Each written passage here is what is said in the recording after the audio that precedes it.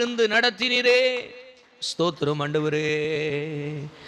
நீங்க போதும் எனக்கு, நீங்க போதும் எனக்கு, நீங்க போதும், நீங்க போதும், நீங்க போதும் எனக்கு, நீங்க போதும் எனக்கு, நீங்க போதும் எனக்கு, நீங்க போதும், நீங்க போதும், நீங்க போதும் எனக்கு.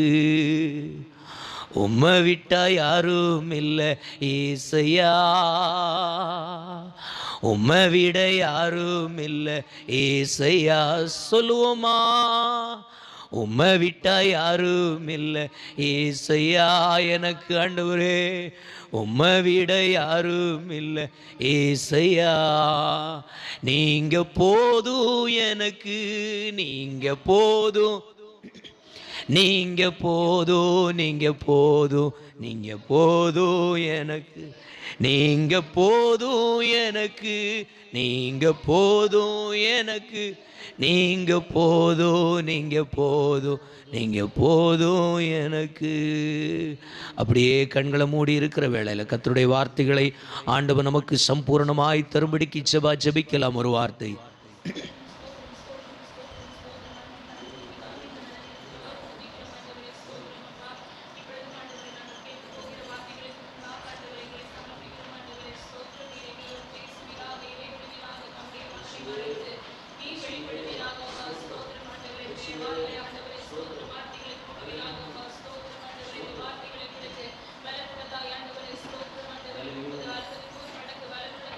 நன்றி ஆண்டவரே, ஸ்தோத்திரம் அப்பா.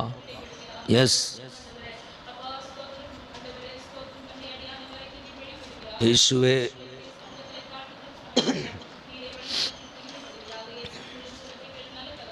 ஆமென், அல்லேலூயா, ஸ்தோத்திரம். நாம் கடந்த வாரத்திலே சிந்தித்த ஒரு வேத பகுதி மத்தேயு எழுதின சுவிசேஷ புஸ்தகம் அப்படியே 3வது அதிகாரம் அதனுடைய 36வது வசனம் எப்படியாய் சொல்லுகிறது?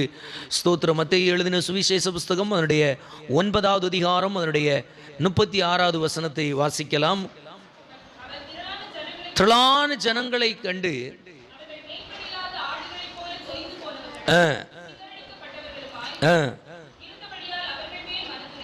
அல்லேலூயா, மனதுருகுகின்ற தேவன் எவைகளுக்காக எல்லாம் மனதுருக்கம் உடையவராய் இருக்கிறார் என்று சொல்லி நாம் கடந்த வாரத்தில் சிந்தித்தோம். அதில் 3 காரியங்களை பார்த்தோம். ஒன்று, மேய்ப்பனில்லாத ஆடுகளாக காணப்படுகிறவர்களை பார்க்கும் பொழுது அவர் அவர்களுக்காக மனதுருகினார். அல்லேலூயா. இரண்டாவதாக, தோய்ந்து போனவர்களுக்காக அவர் மனதுருக்கமுடையவராய் இருந்தார். அல்லேலூயா. மூன்றாவதாக, எங்கே இருக்க வேண்டுமோ, எங்கே நிறுத்தப்பட்டிருக்க வேண்டுமோ, எங்கே நிலைவரப்பட்டிருக்க வேண்டுமோ அங்கே அவர்கள் அந்த நிலையை அடையாதபடிக்கு சிதறடிக்கப்பட்டவர்களாக கண்ட பொழுது அவர்களுக்காக மனதுருகினார். அல்லேலூயா. சத்தமா சொல்லுங்களேன், அல்லேலூயா. அப்போ 3 பேரை குறித்தும் நம்ம பார்த்தோம் அப்படின்னா, அவர்களுடைய வாழ்வில் அதை அடைய தவறிவிட்டோம் என்பதை உணராமல் இருந்திருக்கிறார். சத்தமா சொல்லுங்களேன், அல்லேலூயா. மேய்ப்பனில்லாத ஆடுகளாய் நான் இருக்கிறேன் என்பதை அவர்கள் என்ன செய்யவில்லை? அறிந்திருக்கவில்லை. ஆனால் அவர்களுக்காக ஆண்டவர் இயேசு கிறிஸ்து அவருடைய கண்கள் நாம் பார்க்கின்ற வண்ணமாக பார்த்து கொண்டிருந்த பொழுது அவருக்குள்ளிருந்து வேறொரு பார்வை வெளிப்பட்டது. அந்த பார்வை அவர்கள் மேய்ப்பனற்றவர்களாகவும் தொய்ந்து போனவர்களாகவும் சிதறடிக்கப்பட்டவர்களுமாக அவர்களுடைய வாழ்வை கண்ணோக்கி பார்த்தார். அல்லேலூயா.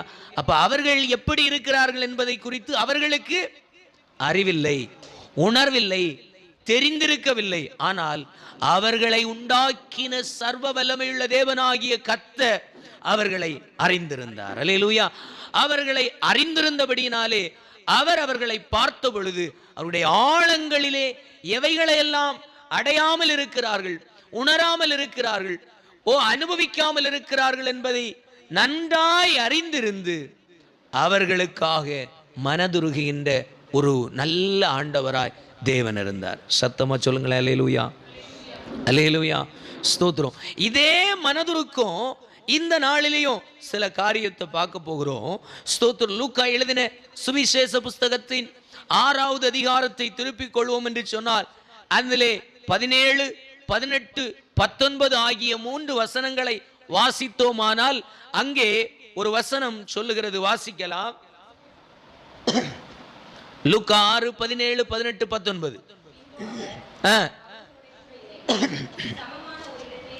சமமான இடத்திலே நின்றார்.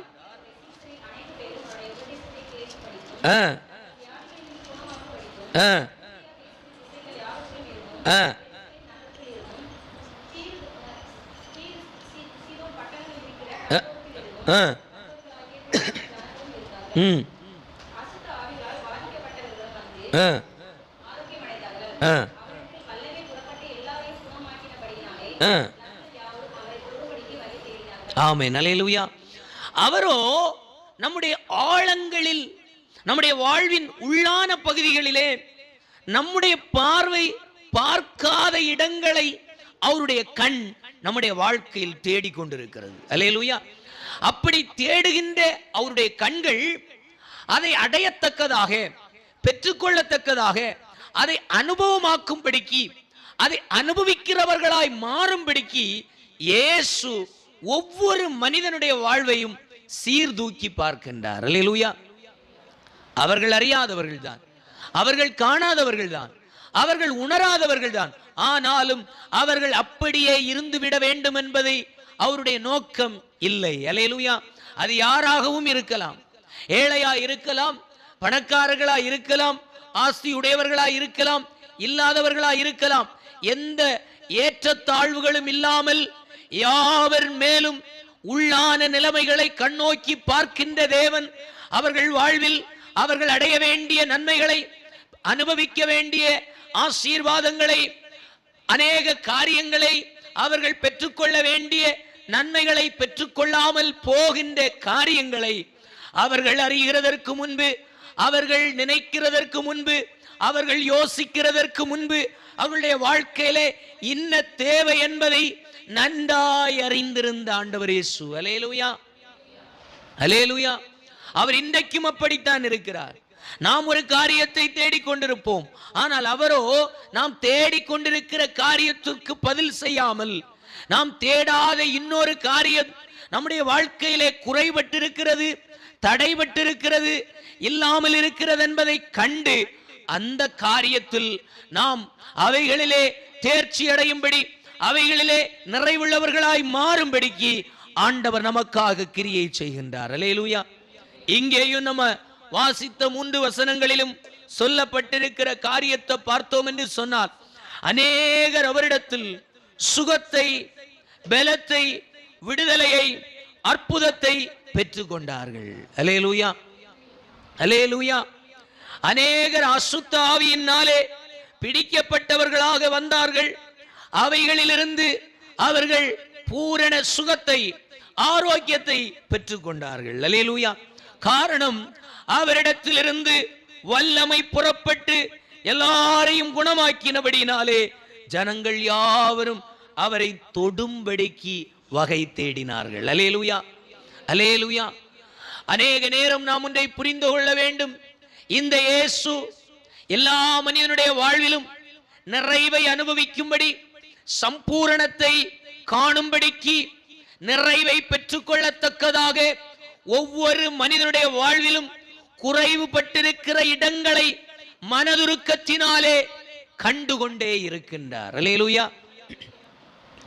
அவர் நம்மை நேசிக்கின்ற நேசம், அவர் நம்மேல் வைத்திருக்கிற பாசம், அவர் நம்மேல் வைத்திருக்கிற அன்பு எண்ணிக்கைக்கு அடங்காதவையாய் இருக்கிறது. வேதவசனம் அதுதான் சொல்லுகின்றது. யோவான் 3வது அதிகாரம் 16வது வசனம் தெளிவாய் சொல்லுகிறது, தேவன் தம்முடைய ஒரே பேரான குமாரனை விசுவாசிக்கிறவனவனும் கெட்டு போகாமல் நித்திய ஜீவனை அடையும்படிக்கு அவரை தந்தருளி இவ்வளவாய் உலகத்தில் அன்பு கூர்ந்தார். அல்லேலூயா. அந்த அன்பு கூறுதலின் பூரணம் எங்கே இருக்கிறது என்று சொன்னால் கிறிஸ்து இயேசுவின் மேல் இருக்கிறது. அல்லேலூயா.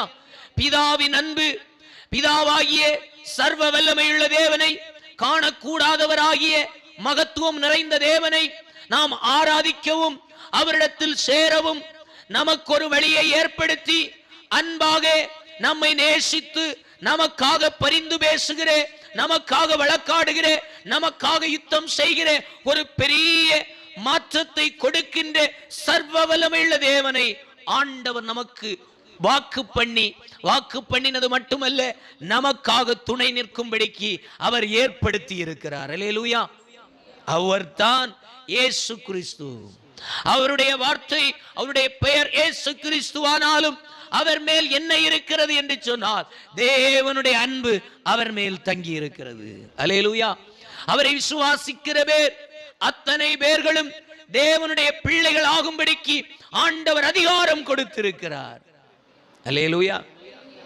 கண்களால் பார்க்க கூடாதே, உணர்ந்து கொள்ள முடியாத அளவிற்கு அவர் மேலே தேவனுடைய பிள்ளைகள் ஆகும்படிக்கு நமக்கு ஒரு அதிகாரம் இருக்கிறது. அவரை யாரெல்லாம் அண்டிக் கொள்ளுகிறார்களோ அவர்கள் எல்லோரும் தேவனுடையவர்களாய் மாற்றப்படுகிறார்கள். அல்லேலூயா. ஏதோ சர்டிபிகேட்ல கொடுத்து பேர் பதிவுகளை பதிவு செய்து கொடுக்கிற ஒரு அனுபவம் அல்ல அது. யாரெல்லாம் தேவனிடத்தில் சேருகிறார்களோ, கிறிஸ்துவினிடத்தில் சேருகிறார்களோ அவர்கள் எல்லோரும் தேவன் உடையவர்கள் என்கிறதை அடையாளமாக்குகின்றார். அல்லேலூயா.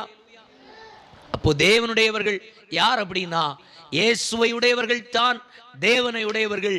தேவனை உடையவர்கள் அவருடைய அன்பில் ஒவ்வொரு நன்மையையும் அனுபவிக்க, ஒவ்வொரு அற்புதங்களையும் பார்க்க, ஒவ்வொரு அதிசயங்களையும் சாட்சியாய் சொல்ல அழைக்கப்பட்டிருக்கிறோம். அல்லேலூயா. அல்லேலூயா. இந்த இயேசு கிறிஸ்துவினிடத்தில் தான் நம்முடைய எல்லாம் அடங்கி இருக்கிறது. சத்தமா சொல்லுங்களேன். அல்லேலூயா. இந்த இயேசு கிறிஸ்துவுக்குள் அன்பின் பரிபூரணம் சகலமும் அடங்கி இருக்கிறது. வேதவசனம் சொல்லுகிறது, உண்டானதொன்றும் அவராலே அல்லாமல். யோவான் 1வது அதிகாரத்தை திருப்பி கொள்ளுவீர்கள் என்று சொன்னால், 1வது அதிகாரம் அதனுடைய சில வசனங்களை நாம் பார்த்தோம் என்று சொன்னால் வேதம் தெளிவாய் சொல்லுகிறது. வாசிக்கலாம். 3வது வசனம், சகலமும் இயேசு கிறிஸ்துவின் மூலமாய் உண்டாயிற்று, உண்டானதொன்றும் அவராலே அல்லாமல் உண்டாகவில்லை. அந்த இயேசு கிறிஸ்துவுக்குள் ஜீவன் இருந்தது, அந்த ஜீவன் மனுஷருக்கு ஒளியாயிருந்தது. அல்லேலூயா. இயேசு கிறிஸ்துவை இன்றைக்கு உலகம் ஏதோ கிறிஸ்தவர்களுக்குரிய கடவுள் என்று ஒதுக்கி வைத்திருக்கிறது. ஆனால் இந்த இயேசு கிறிஸ்துவுக்கு எந்த கட்டுப்பாடுகளும் தேவன் பிறப்பிக்கவில்லை. இங்கே நாம் பார்த்த வேத பகுதியிலே பார்த்தோம் என்று சொன்னால் அங்கே சொல்லப்பட்டிருக்கிறது, அவரிடத்திலே அநேகர் கடந்து வந்தார்கள். யூதேயா தேசத்தின் திசைகள் எல்லா திசைகளிலிருந்தும் கடந்து வந்திருக்கிறார்கள். எருசலேம் நகரத்திலிருந்தும் அங்கே கடந்து வந்திருக்கிறார்கள். தீரு சீதோன் என்கிற பட்டணங்களில் இருக்கிற சுற்று வட்டாரத்தில் இருந்து எல்லாம் ஜனங்கள் அவரிடத்தில் வந்திருக்கிறார்கள். அல்லேலூயா. அவருக்கு எந்த அடையாளமும் எந்த ஸ்தோத்திரம் கட்டுக்கோப்பான கட்டமைப்புகளும் தேவன் நிர்ணயிக்கவில்லை. மனிதனாய் பிறந்து மனிதனாய் இந்த உலகத்தில் வாழ்கின்ற ஒவ்வொரு மனுஷனுக்கும் மனுஷிக்கும் இயேசு கிறிஸ்து சுதந்திரமாய் கொடுக்கப்பட்டிருக்கிறது. பெற்றுக்கொள்ளுகிறதும் பெற்றுக்கொள்ளாததும், அனுபவிக்கிறதும் அனுபவிக்காததும் அவர் அவருடைய தனிப்பட்ட உரிமைகள் சார்ந்த விஷயமாயிருக்கிறது. அல்லேலூயா. இன்றைக்கு ஆண்டவர் சமூகத்திலே நீங்களும் நானும் கடந்து வந்து நிற்கிறோம் என்று சொன்னால் அந்த அன்பிற்கு நம்மை அர்ப்பணித்து அந்த அன்பு போதும் என்று சொல்லி அந்த அன்பின் மகத்துவத்தை உணர்ந்திருக்கிறபடினாலே நாம் இந்த இடத்தில் கூடியிருக்கிறோம். அல்லேலூயா. அல்லேலூயா. அவருடைய எண்ணம் என்ன அப்படின்னா, எல்லா மனிதனும் விடுதலையோடு இருக்க வேண்டும், எல்லா மனிதனும் சமாதானமாய் இருக்க வேண்டும், எல்லா மனிதனும் சுகத்தோடு இருக்க வேண்டும், எல்லா மனிதனும் சம்பூரணமாய் இருக்க வேண்டும் என்றே அவர் விரும்புகிறார். ஆனால் இந்த உலகமோ மனிதர்களை ஸ்தோத்திர வேடிக்கை பொருளாக மாற்றி நன்மைகளை இழந்து, ஆசீர்வாதங்களை இழந்து, சமாதானத்தை இழந்து, அவர்கள் வாழ்விலே பெற்றுக்கொள்ள வேண்டிய சகலத்தையும் பிடுங்கி வைத்துக் கொண்டு இந்த உலகம் அவர்களை வாதிட்டு கொண்டிருக்கிறது. அல்லேலூயா. அப்படி வாதிட்டு கொண்டிருக்கிற ஒவ்வொரு மனிதனும் இந்த கிறிஸ்துவினிடத்தில் வந்து தஞ்சம் புகுவான் என்று சொன்னால், அவன் எந்த நிலையில் இருந்தாலும் சரி, அவன் எந்த சூழ்நிலையில் இருந்தாலும் சரி, எந்த புறக்கணிப்பிலே கிடந்தாலும் சரி, அவன் வாழ்க்கை நிச்சயமாகவே துளிர்க்கும். அல்லேலூயா.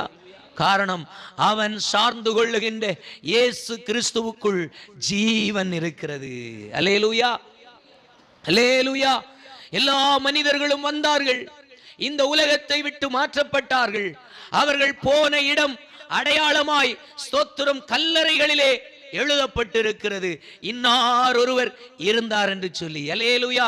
ஆனால் இயேசு கிறிஸ்துவோ அப்படி அல்ல. இந்த இயேசு கிறிஸ்து நன்மையான ஆசீர்வாதமான மனிதர்களுடைய எண்ணங்களுக்கு எட்ட முடியாத அளவிற்கு அற்புதங்களை செய்யத்தக்க ஜீவனை அவருக்குள்ளே கொண்டவராக இந்த உலகத்திற்கு வந்தார். அல்லேலூயா. இந்த உலகம் அவரை பலவிதமான குற்றச்சாட்டுகளை சொல்லி அவருடைய வாழ்க்கையை முடித்துக் கொள்ள வேண்டும் என்று சொல்லி பெரும்பான்மையான மக்கள் அவர்களுக்கு இடைஞ்சலாக எதிராக இருக்கிறார் என்று சொல்லி அவரை பலவிதமான குற்றச்சாட்டுகளை சொல்லி பொய்யான சாட்சிகளை ஏற்படுத்தி அவரை அடித்து துன்புறுத்தி கல்வாரி சிலுவையிலே 2000 ஆண்டுகளுக்கு முன்பு அவரை கொலை செய்தார்கள். அல்லேலூயா. அவருடைய கல்லறையும் இன்றைக்கு சரித்திரம் படைத்த இடத்தில் இன்றைக்கும் திறந்திருக்கிறது, அதனுடைய இடத்திலே. அல்லேலூயா. அந்த கல்லறை தன்னை குறித்து சாட்சி கொடுத்து கொண்டிருக்கிற ஒரு விஷயம் என்ன தெரியுமா? எல்லா மனிதர்களும் ஜீவனற்றவர்களாக வந்தார்கள், மரித்து போய்விட்டார்கள். ஆனால் இயேசு கிறிஸ்துவோ ஜீவன் உடையவராய் வந்தார். அவரும் மரித்தார், மரித்து அடக்கம் பண்ணப்பட்டார். பாதாளத்துக்கு அவருடைய ஆத்துமா ஊற்றப்பட்டது. ஆனால் வேதம் சொல்லுகிறது, 3வது நாள் அவருக்குள்ளே ஜீவன் இருந்தபடியினாலே 3வது நாள் பிதாவாகிய தேவன் அதே பாதாளத்தில் இருந்து ஏறி வரும்படிக்கு ஆண்டவர் அவருக்குள்ளே அதிகாரம் கொடுத்திருந்தபடியினாலே அவரை பாதாளம் கட்டி வைக்க முடியவில்லை, பிடித்து வைக்க முடியவில்லை. வேதம் சொல்லுகிறது, உயிர் தெழுந்ததிலே முதற் பலனாக எழும்பினார். அல்லேலூயா, அல்லேலூயா. இந்த உலகத்தில் உயிர் தெழுந்த மனிதன் என்று சொல்லுகின்ற இடத்தில் வேறொரு மனிதன் இங்கே இல்லை. அல்லேலூயா. இயேசு கிறிஸ்துவை அல்லாமல் மரணத்துக்கு பிழைத்த ஒரு மனிதன் இல்லை. எதற்காக என்று சொன்னால், அவர் இந்த உயிர் தெழுந்த வல்லமையுடையவர், பாதாளத்துக்கு சக்கலத்திற்கும் அதிகாரம் உடையவர் என்பதை காண்பிக்கும்படிக்கு மேன்மையான பிதாவின் சமூகத்திலிருந்து அடிமையான மனித ரூபத்தில் வந்து தன்னுடைய தாழ்மையை இந்த உலகத்திற்கு தேவனுக்கு முன்பாக தன்னை வெளிப்படுத்தின பொழுது தேவன் அவரை கனப்படுத்தும்படிக்கு அவர் தன்னை தாழ்த்தின இடத்திலிருந்து தூக்கி எழுப்பி நிறுத்தி, வானோர் பூதலத்தோர் பூமியின் கீழானோர் சக்கலமும் அவருடைய சமூகத்துக்கு முன்பு, அவருடைய பெயருக்கு முன்பு முழங்கால் படியிடும்படிக்கு அவருடைய நாமத்தை தேவன் உயர்த்தினார். அல்லேலூயா. அந்த சர்வ வல்லமையுள்ள தேவனிடத்தில் ஜீவன் இருக்கிறது. அல்லேலூயா. நாம் இன்றைக்கு கிறிஸ்துவுக்கு பின் 2025 வருஷம் நாம் வாழ்ந்து கொண்டிருக்கிறோம். கிறிஸ்துவுக்கு முன் எத்தனை ஆண்டுகள் இந்த உலகம் ஆரம்பித்தது தெரியாது. ஆனால் ஒன்றை புரிந்து கொள்ளுங்கள், இவை எல்லாவற்றுக்கு பின்னால் ஒரு தேவ திட்டம் இருக்கிறது. இந்த இயேசு கிறிஸ்துவின் பிறப்பும் அவருடைய மரணமும் அவருடைய உயிர்த்தெழுதலும் இந்த உலகத்துக்கு மறுபடியும் பறைசாற்றி சொல்லுகிறது என்ன என்று சொன்னார், வாழ்க்கையில எது இல்லை, எது முடியாது, எது வாய்ப்பே இல்லை என்று சொல்லி நிற்கிறீர்களோ அந்த இடத்திலே ஒரு ஜீவனை கட்டளையிட அவராலே அல்லாமல் இந்த உலகத்தில் ஒரு அற்புதம் இல்லை, ஒரு அதிசயம் இல்லை. அதனால தான் ஆண்டவருடைய சமூகத்திலே யாரெல்லாம் வந்தார்களோ அவரிடத்திலிருந்து வல்லமை புறப்பட்டு அற்புதங்களை பெற்றுக் கொண்டார்கள். சத்தமா சொல்லுங்கள் அல்லேலூயா. வாசித்து பார்த்தீர்கள் என்று சொன்னால் 19வது வசனத்தை ஒரு விசை கூட வாசிக்கலாம். அவருக்குள்ளே இருந்த ஜீவன் என்ன செய்தது? அவரிடத்திலிருந்து வல்லமை புறப்பட்டு எல்லாரையும் குணமாக்கும்படி. அல்லேலூயா. அவருக்குள்ளே ஜீவன் இருந்தது. அந்த ஜீவனிடத்திலிருந்து வல்லமை புறப்பட்டு சென்றது. அவர்கள் எந்த வியாதியானாலும் சரி, எந்த தடைகளானாலும் சரி, எந்த அதிகாரங்களானாலும் சரி, அவை எல்லாவற்றையும் மேற்கொள்ளக்கூடிய பலன, கிருபைய, வல்லமையை தேவன் அவர்களுக்குள்ளே கட்டளையிட்டார். அல்லேலூயா, அல்லேலூயா. வாசிக்கலாம். யோவான் 5வது அதிகாரம் 14வது வசனத்தை வாசிக்கும் பொழுது அங்கே ஒரு சம்பவம் நடக்கிறதை பார்க்கிறோம். அங்கே ஒரு அற்புதத்தை செய்து ஆண்டவர் சொல்லுகின்றார். வாசிக்கலாம்.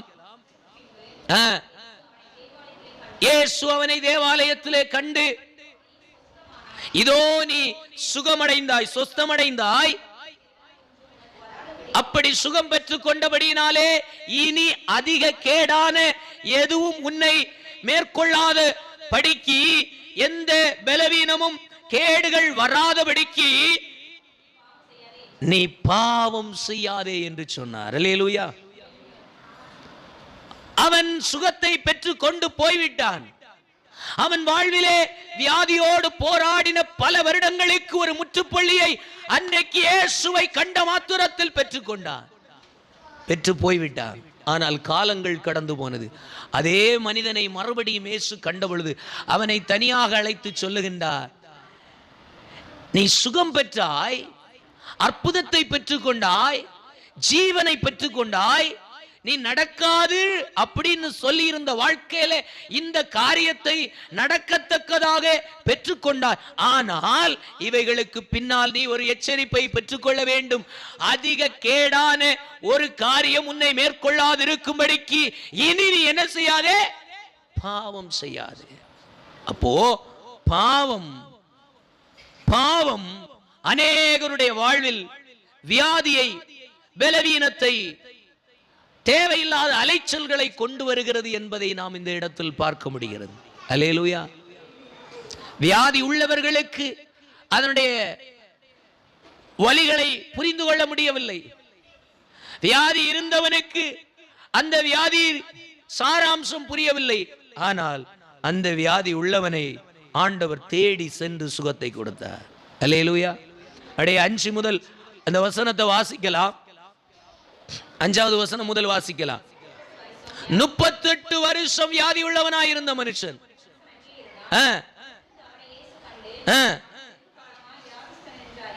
பாருங்க, வெகு காலமாய் வியாதியஸ்தன் என்று அறிந்து ஒரே வார்த்தை கேட்டாரு, நீ சொஸ்தமாக, விடுதலையாக, சுகம் பெற்றுக்கொள்ள விரும்புகிறாயா?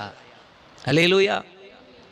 அவன் 38 வருஷம் ஆயிடுச்சு. அவனுக்கு அந்த வியாதியிலிருந்து வெளியே வர்றதுக்கு விருப்பமே இல்லை. ஏன்னா எல்லாரும் சொல்லிட்டாங்க, பிறவியிலேயே இது இப்படித்தான், இதை நீ மரணம் வரைக்கும் மருந்தெடுக்கவே முடியாது, அதுதான் இயற்கை. அல்லேலூயா. ஆனால் இயேசு கிறிஸ்துவோ அந்த வியாதி உள்ளவனை தேடி சென்று சொல்லுகின்றார், இந்த வியாதி உன்னை விட்டு நீங்க வேண்டும் என்று விரும்புகிறாயா? அல்லேலூயா. வியாதியை சுமந்து கொண்டிருக்கிறவனுக்கு அதன் பாரம் தெரியவில்லை, வலி தெரியவில்லை, தீர வேண்டும் என்று சொல்லுகிற எண்ணம் வரவில்லை. ஆனால் தன்னை படைத்த தெய்வம் தன்னுடைய படைப்பின் சிருஷ்டிப்பில் ஏற்பட்ட குறைவுகளை நிவர்த்தி செய்து தேவன் நாமம் மகிமைப்படத்தக்கதாக அவர் கொண்ட திட்டத்தை நிறைவேற்றும்படிக்கு அவருடைய வாழ்க்கையில் இருக்கிற குறைவை நோக்கி பார்க்கின்றார். அல்லேலூயா. சத்தமா சொல்லுங்கள். அல்லேலூயா. அந்த வியாதி அவனை விட்டு மாற்றுகின்றார். அவனுடைய வாழ்க்கையிலே இருந்த அந்த சுகவீனத்தை முற்று மாற்றி போட்டு அற்புதத்தை அவனுக்கு செய்கின்றார். செய்து காலங்கள் கடந்து மறுபடியும் அவனை பார்த்து சொல்லுகின்றார், அதிக கேடான எதுவும் உன்னை தொற்றிக் கொள்ளாதபடிக்கு, உன் வாழ்க்கையை பிடித்துக் கொள்ளாதபடிக்கு, உன்னுடைய தலைமுறைகளை ஆண்டு கொள்ளாதிருக்கும்படிக்கு நீ என்ன செய்யாதே? பாவம் செய்யாதே. அல்லேலூயா. ஆண்டவருடைய கண்கள் 2 விஷயத்தை பார்க்குது. ஒன்று, பாவத்தினால வந்த பலவீனத்தை பார்க்கிறது, வியாதியை பார்க்கிறது. இன்னொன்று, இதனுடைய தீமை அது எங்கிருந்து வந்தது என்று சொல்லுகிறதை அவர் அறிந்து சொல்லுகின்றார், இனி பாவம் செய்யாதே. அல்லேலூயா. நம்முடைய வாழ்வில் இருக்கிற குறைவுகளையும் நீக்க பிரயாசப்படுகின்றார். மாறாக அந்த குறைவுக்கு காரணமான அந்த வியாதிக்கு காரணமான பாவத்தையும் நம்மை விட்டு விலக்க அவர் விரும்புகின்றார். அல்லேலூயா, அல்லேலூயா. யோவான் 8வது அதிகாரத்தை திருப்பிக் கொள்ளலாம். யோவான் 8வது அதிகாரத்தை திருப்பிக் கொண்டு 11வது வசனத்தை வாசிப்போமானால் அங்கே ஆண்டவர் ஒரு சம்பவத்தில் சொல்லுகிறத வாசிக்க முடிகிறது. வாசிக்கலாம். அதற்கு அவள்,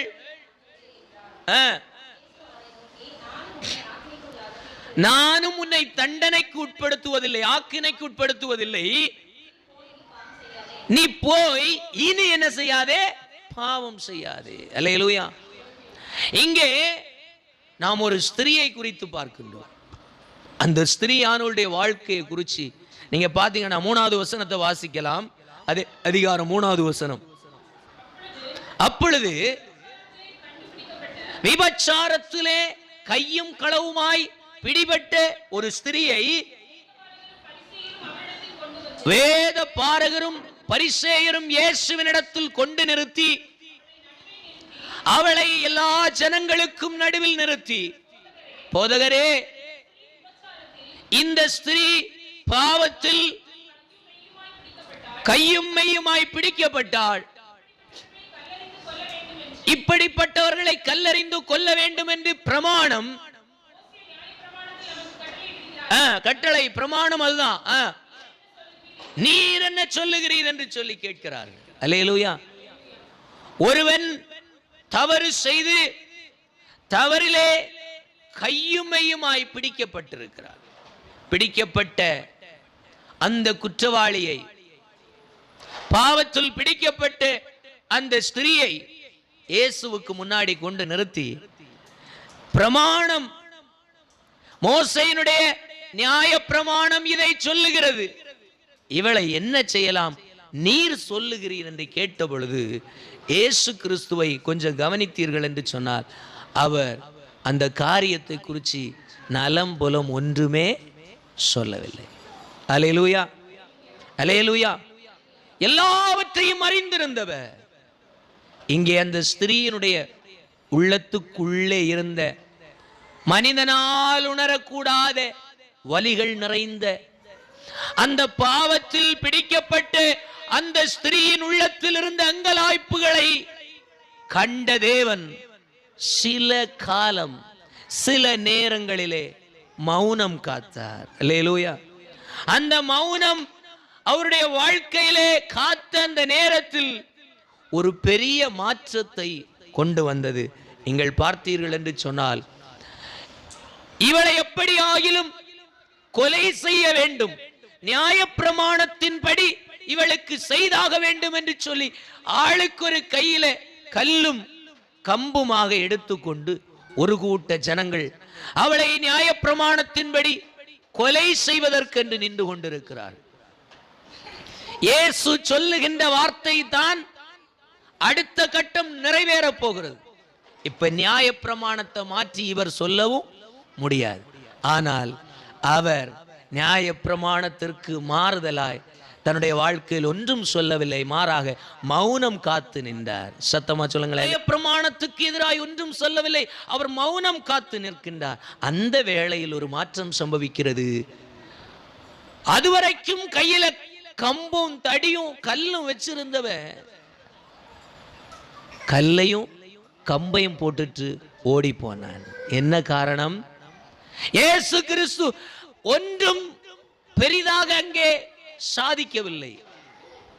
ஒரே ஒரு வார்த்தை சொன்னார், உங்களில் குற்றமில்லாதவன், உங்களில் பாவம் இல்லாதவன் முதலாவது இவளை என்ன செய்யணும், கல்லறியணும் அப்படின்னு சொல்லிட்டு தரையை பார்த்து எழுதி கொண்டே இருந்தார். ஏதோ எழுதி கொண்டிருந்தார், ஏதோ கிறுக்கி கொண்டிருந்தார், ஏதோ வரைந்து கொண்டிருந்தார்.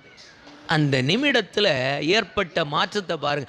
அதுவரைக்கும் இவளை நாங்கள் பிடித்து விட்டோம், இவளை கொன்றாக வேண்டும், காரணம் மோசேயின் நியாயப்பிரமாணம் இதை சொல்லுகிறது, இதையே நமக்கு போதிக்கிறது என்று சொல்லி வைராக்கியமாய் நின்று கொண்டிருக்கிற ஒரு கூட்டம்.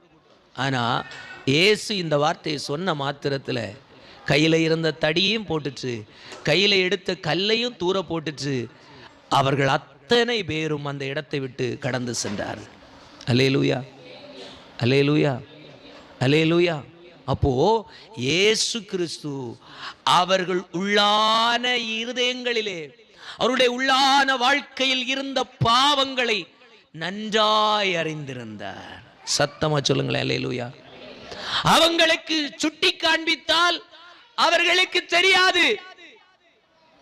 ஐயா பாவத்துல இருக்கிற ஐயா நீ அப்படின்னு சொன்னா இன்னைக்கு அநேகருக்கு தெரியல. பாவம் உனக்குள்ளே இருக்கிறது என்று சொல்லி சுட்டி காண்பித்தால் இன்றைக்கு உணர்வில்லை.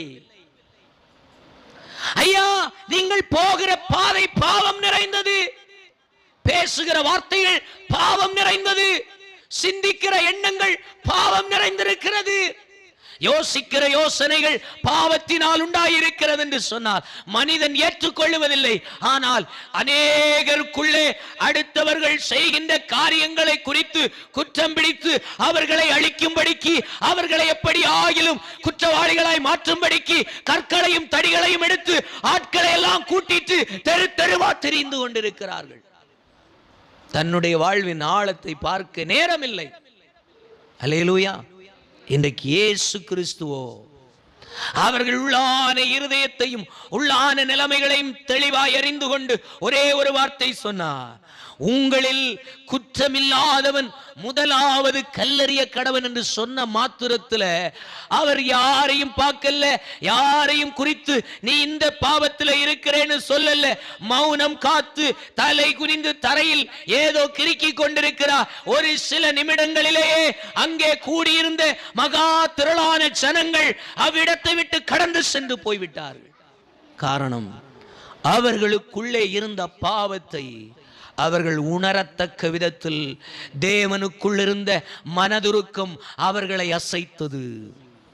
அல்லேலூயா. அவர்களுக்குள் இருக்கிற பாவத்தை அவர்கள் அறிந்திருக்கவில்லை, அவர்களுக்குள் இருக்கிற சுமைகளை அவர்கள் அறிந்திருக்கவில்லை, அவர்களுக்குள் இருக்கிற அநேக விதமான பாவத்தினால் உண்டான பாவத்தில் கற்பம் தரித்த கிரியைகளையும் எண்ணங்களையும் அவர்கள் சிந்தை உணரவில்லை, அவர்களுடைய இருதயம் உணரவில்லை, அவர்களுடைய புத்தி அவர்களுக்கு காண்பித்துக் கொடுக்கவில்லை. மாறாக இயேசு கிறிஸ்துவின் இந்த ஒரு வார்த்தை அவர்களுக்குள்ளே பெரிய குற்ற உணர்ச்சியை கொண்டு வந்து நானும் பாவி, எனக்குள்ளேயும் பாவம் இருக்கு அப்படின்னு சொல்லி ஓடி போய்விட்டான். அல்லேலூயா. அப்படின்னா நீங்க ஒண்ணு புரிந்து கொள்ளணும், இயேசு கிறிஸ்துவனுடைய மனதுருக்கம் கல்லறிய வந்தவனையும் குற்றம் சுமத்தி அடுத்தவனை குற்றம் பிடித்து கொல்லணும், அழிக்கணும், இருக்கிற இடம் தெரியாம பண்ணணும்னு சொல்லுகின்ற இருதயங்களையும் அசைக்கத்தக்க வல்லமை உள்ள தெய்வம். அல்லேலூயா. இந்த உலகத்துல மதத்துக்காக தன்னுடைய ராஜ்யத்துக்காக ஜனங்களை தூண்டிவிட்டு கிரியை செய்கிற தெய்வம் அல்ல இயேசு கிறிஸ்து.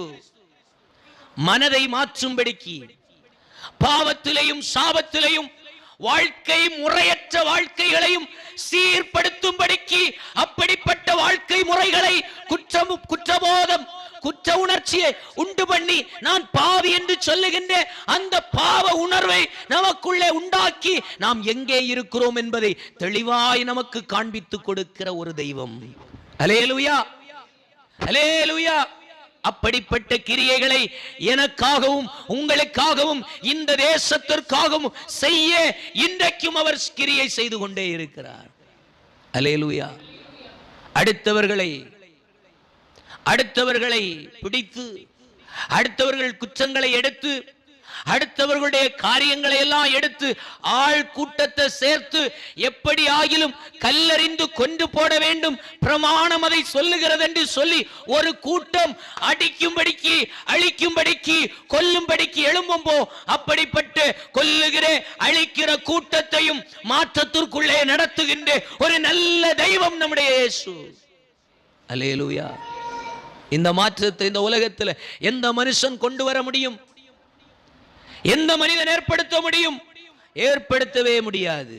ஆனா இயேசு கிறிஸ்துவோ கொஞ்ச நேரத்தில் கண்ணை மூடி திறந்து பார்க்கும்போ அந்த ஸ்திரீயினிடத்தில் கேட்கின்றார், உன்னை யாரும் கல்லறியவில்லையா என்று கேட்கும்போ அதனுடைய 11வது வசனம் ஒருக்க கூட வாசிக்கலாம். இல்லை ஆண்டவரே, என்னை கல்லறிய ஒருவனும் வரவில்லை. காரணம், அவர்களுக்குள்ளே இருந்த பாவத்தை இதுவரைக்கும் அவர்கள் அறியாமல் இருந்தார்கள், இதுவரைக்கும் அவர்கள் உணராதிருந்தார்கள், இதுவரைக்கும் அவர்களுக்குள்ளிருந்த ஸ்தோத்திரம் அயோக்கியத்தனத்தை, பிற்போக்குத்தனத்தை உணர முடியாமல், காண முடியாமல் இருந்தார்கள். அவர்களுடைய இருதயம் இருளடைந்து விழுந்தபடியினாலே அவர்களால் அதை பார்க்க முடியல. ஆனால் நீரோ எனக்காக பரிந்து பேசின பொழுதோ அவர்கள் தங்கள் உள்ளத்துக்குள்ளே உணர்வடைந்தார்கள், தங்கள் இருதயத்துக்குள்ளே மாற்றமடைந்தார்கள், அவருடைய இருதயத்துக்குள்ளே ஒரு பெரிய வித்தியாசத்தை உணர்ந்தார்கள். எனவே அவர்கள் குற்றபோதம் உடையவர்களாக, குற்ற உணர்ச்சி உடையவர்களாக எடுத்த கல்லையும் எடுத்த தடியையும் விட்டுவிட்டு அவர்கள் தங்கள் வாழ்க்கையை நோக்கி புறப்பட்டு சென்று விட்டார்கள். அல்லேலூயா, சத்தமா சொல்லுங்களேன், அல்லேலூயா. இன்றைக்கும் இயேசு கிறிஸ்து இதை நம்முடைய வாழ்க்கையிலே செய்ய விரும்பி வந்து நிற்கிறார். அல்லேலூயா. நம்முடைய வாழ்க்கையை ஒன்று திரும்பி பாருங்கள். எத்தனையோ கரடு முரடுகள், எத்தனையோ ஸ்தோத்திரம் சொல்லி மாள முடியாத அளவிற்கு, சொல்லி விவரிக்க முடியாத அளவிற்கு தேவனுக்கு பிரியமற்ற தாறுமாறுகள் முடியல.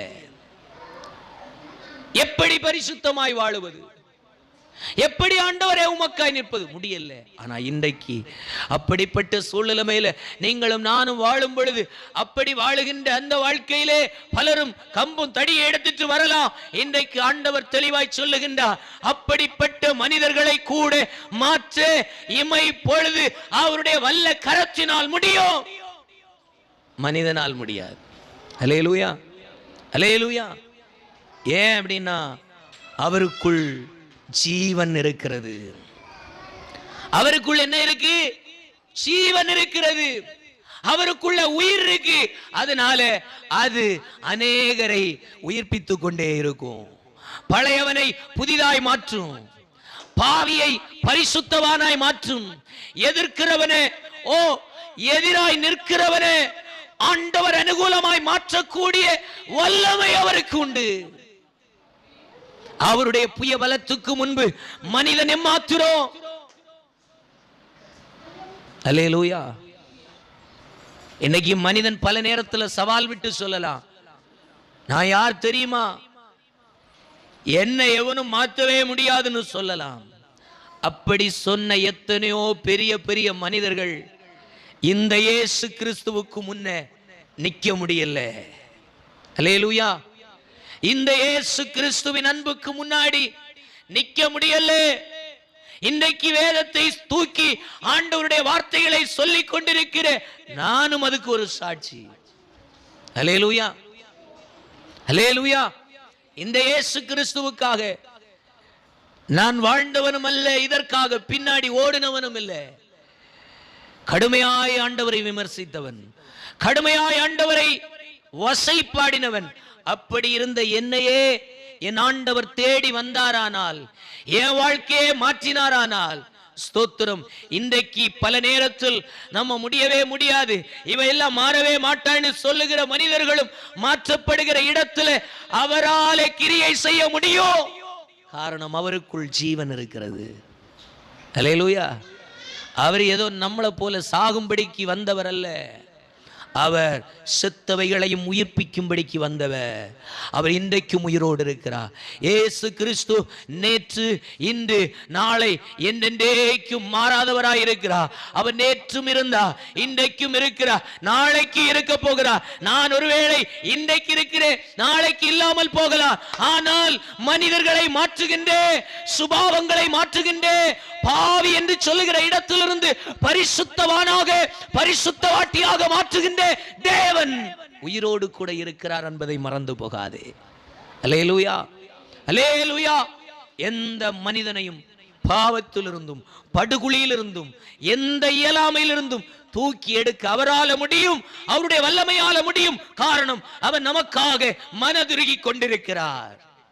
நமக்கு தெரியல நம்முடைய பாவம், நமக்கு தெரியல நம்முடைய பிரச்சனை, நமக்கு தெரியல நம்முடைய பலவீனம். ஆனால் அவர் நன்றாய் அறிந்திருக்கிறார். காரணம், நம்முடைய பாவங்களுக்காக, நம்முடைய பலவீனங்களுக்காக, நம்முடைய குறைவுகளுக்காக, நம்முடைய ஸ்தோத்திரம் அறியாமைகளுக்காக அவர் அனுதினமும் நம்முடைய ஆழங்களை அறிந்து நமக்காக கண்ணீர் வடித்துக் கொண்டிருக்கிறார். அப்படியே கண்களை மூடுவோமா? நமக்காக கண்ணீர் வடிக்கிற, நமக்காக மனம் நொந்து கொண்டிருக்கிற, நமக்காக மனதுருகி கொண்டிருக்கிற அந்த இயேசுவின் இடத்துல எத்தனை பேர் சொல்ல முடியும், ஆண்டவரே என் வாழ்க்கை மாற விரும்புகிறேன், என் வாழ்க்கையை மாற்று நீர் இறங்கி வாரும் ஆண்டவரே. கேட்போம், ஆண்டவரே தள்ளப்பட்ட கல்லாக கிடக்கிறேன், புறக்கணிக்கப்பட்டு கிடக்கிறேன், பரிசுத்தமா இருக்கணும்னு தான் விரும்புறேன், ஆனா இருக்க முடியல. உமக்கு உகந்த பாத்திரமா இருக்கணும்னு விரும்புறேன், முடியல, வாழ முடியல, செபிக்க முடியல, உபவாசிக்க முடியல, ஆராதிக்க முடியல, தேவ சத்தத்தை கேட்க முடியல. கேளுங்க ஆண்டவரே. அந்த ஸ்திரியை பார்த்து ஆண்டவர் சொன்னார், இனி பாவம் செய்யாது. அநேக ஆசீர்வாத கேடுகளுக்கு காரணம் பாவம். அந்த பாவத்தை உங்க கண்ணால பார்க்க முடியுதா? இல்லைன்னா இந்த பகல் வேளையில அழுது கேளுங்க, ஆண்டவரே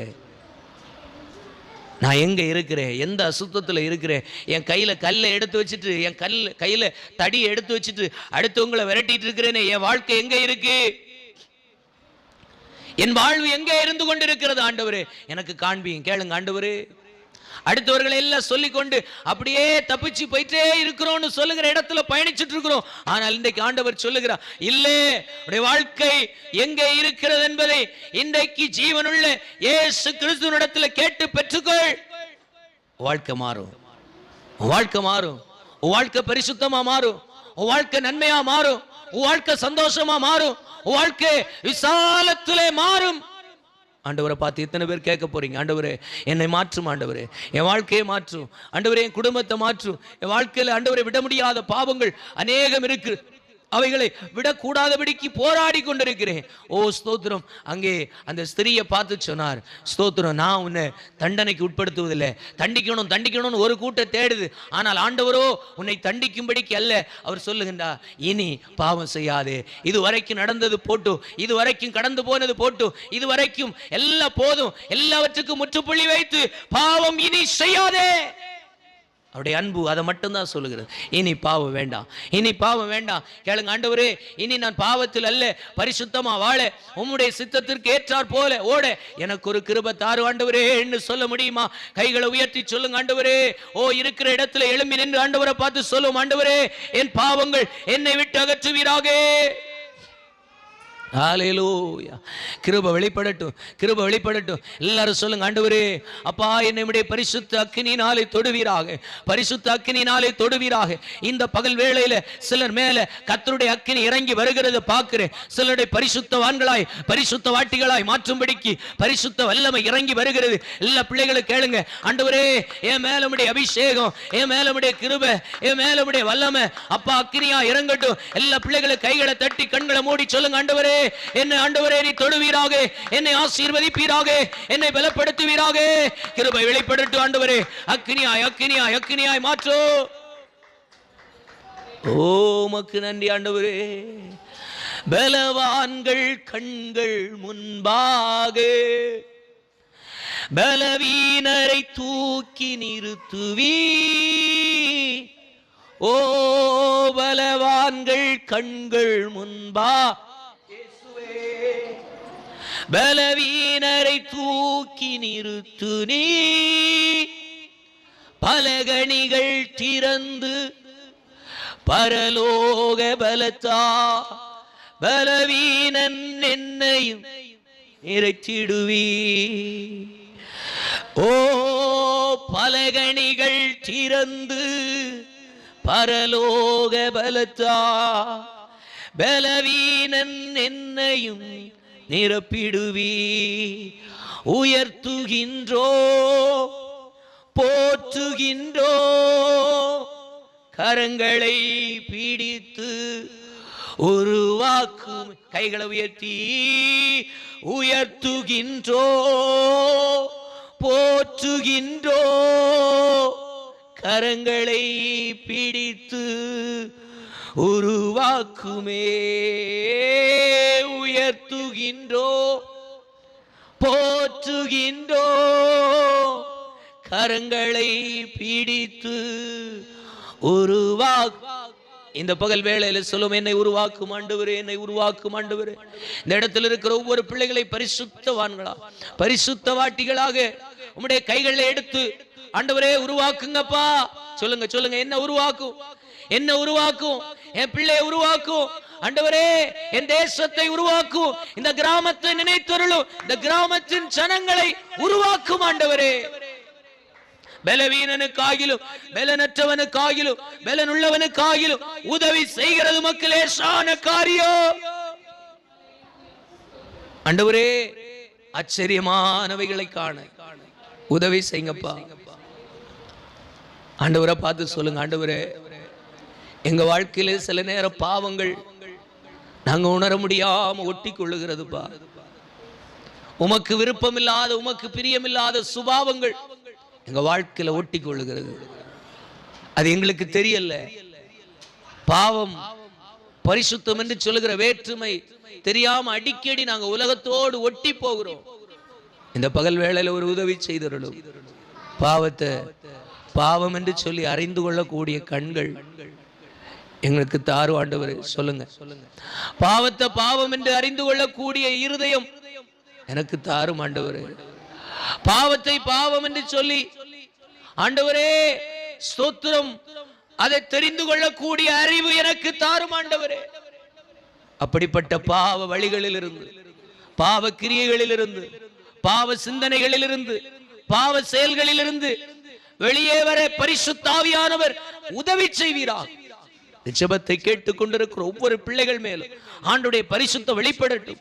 இந்த சத்த எல்லை முழுவதும் பரிசுத்த ஆவியானுடைய பிரசன்னம் அக்கினியா இறங்குவதாக, பலவீனங்கள் மாறுவதாக. பாவத்தின் பலவீனங்கள் ஆண்டவரே, பாவத்தினால் வந்து போன ஆண்டவரே சாபத்தின் கிரியைகள் இயேசு கிறிஸ்துவின் நாமத்தில் உடைக்கப்படுவதாக. தேசத்தை விட்டு, குடும்பத்தை விட்டு, கிராமங்களை விட்டு ஆண்டவரே, தெருக்களை விட்டு அப்படிப்பட்ட பாவங்கள் மாறி போவதாக. பாவத்தில் கட்டப்பட்டு வேதனையிலும் பாடுகளிலும் அவமானங்களில் நிந்தனைகளிலும் நெருக்கங்களிலும் ஆண்டவரே நெருக்கி இருக்கிற ஒவ்வொரு குடும்பங்களை நினைத்தருளும். ரட்சித்தருளும் அப்பா. அவர்கள் வாழ்க்கையில ரட்சிப்பை பெற்றுக் கொள்ளட்டும், விடுதலையை ஆண்டவரே பெற்றுக் கொள்ளட்டும், அனுபவிக்கட்டும். அப்படி செய்கிறதற்காய் ஸ்தோத்திரம். சகல துதி கன மகிமை யாவும் ஒருவருக்கே செலுத்துகிறோம். இயேசுவின் நாமத்தில் ஜெபிக்கிறோம் நல்ல பிதாவே.